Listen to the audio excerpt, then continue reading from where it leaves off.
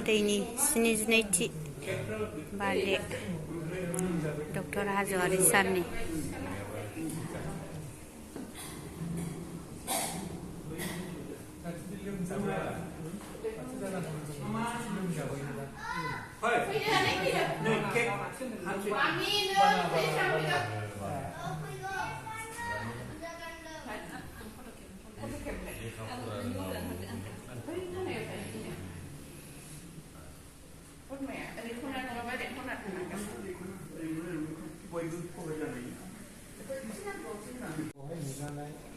बयबो गाव आरो न'खरनि मिसेस हाज'वारि आरो बिहामजो मेरला फिसौफोर खुरमा बाहागिफोर आरो सिबियारि लोगोफोर दा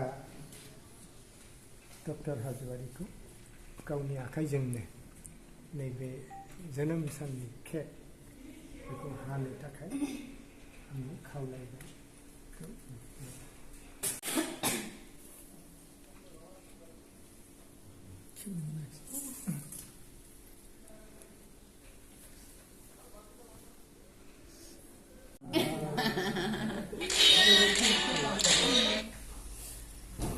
tingkusnya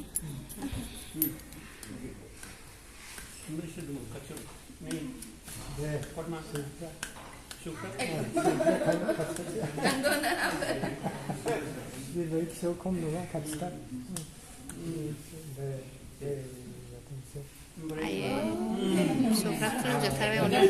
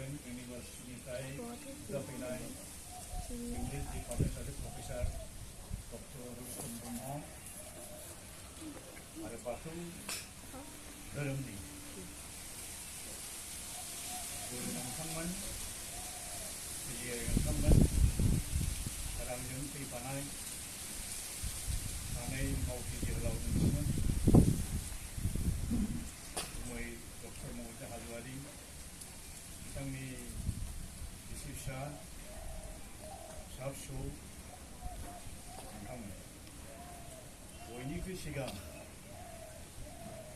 दिनैनि बे डक्टर मनमोहन हाज'वारि बिथांनि जोनोम सान फालिनायाव आंबो दान्दिसे समनि थाखाय नुजाफैनो हानानै गोसोआव जोबोद गोजोननाय मोन्दों। आफा इसोरनि खाथियाव आं खुलुमनानै आरज गाबबाय पद्मश्री डक्टर मनमोहन हाज'वारिनि जिउआ आरो गोबाव बोसोर जोरबावथों, जिउ गोलाव जाथों, हारिनि, समाजनि, जातिनि, बड'लेण्ड हालामनि गोबां खामानि मावनो बिथाङा हालांबावथों।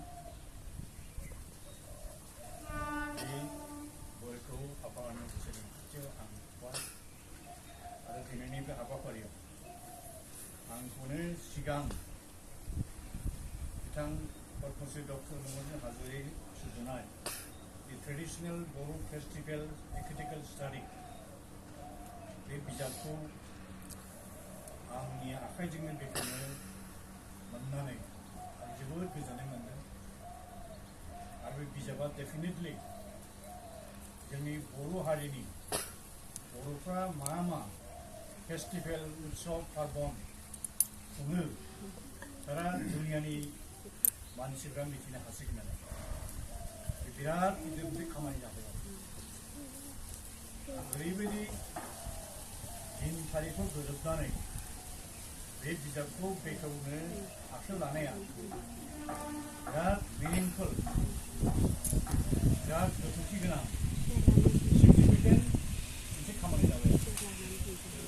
जोनोम सानखौल' फालियाजासेनो बिथाङा गावनि जि कन्ट्रिबिउसन, गावनि जे सोरजिलु खामानि बेखौ जे बे बिजाबनि गेजेरजों बिराद मोजां। हाबाफारिनि नायजाथाव सिबिजाथाव आफादगिरि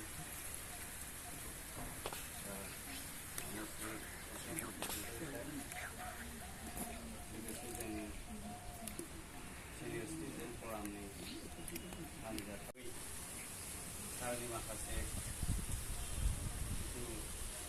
सोरजिलांनायनि जाखांनायनि खामानि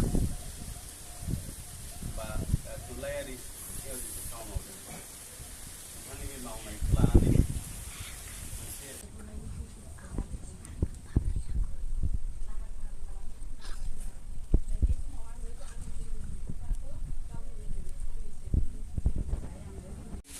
खुंनायनि बेबस्थाखौ लानाय जाबाय आरो बेवहायनो बिथांमोनहा खावलायनाय बायदियै आङो 10 लाख रां थाखा डिप'जिट होबाय।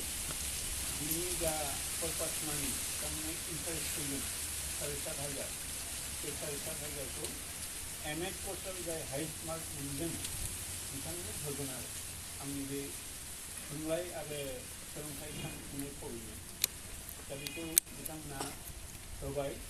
आङो मैया बिदिनो कलेजाव थांनानै एग्रिमेन्टबो खालामबाय। लोगोसेयैनो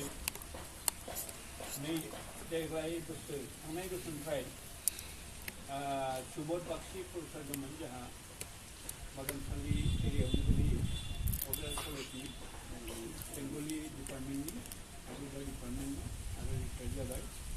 बिथांनि बिसि कृष्णा बागसियाबो बे कलेजावनो गोदोनिफ्रायनो आंजों समान मावबोनाय आरो बिथांनि मुङैबो बिएड कर्सआव जाय हाइस्ट मार्क मोनगोन बे 5,000 थाखा होगोन आरो बे रादाय जाबाय मैया। आरो बे जोंनि थाखाय मोनसे थुलुंगाखाय बेनो फरायसाफोरा जाहाथे रिजाल्ट मोजां खालामनो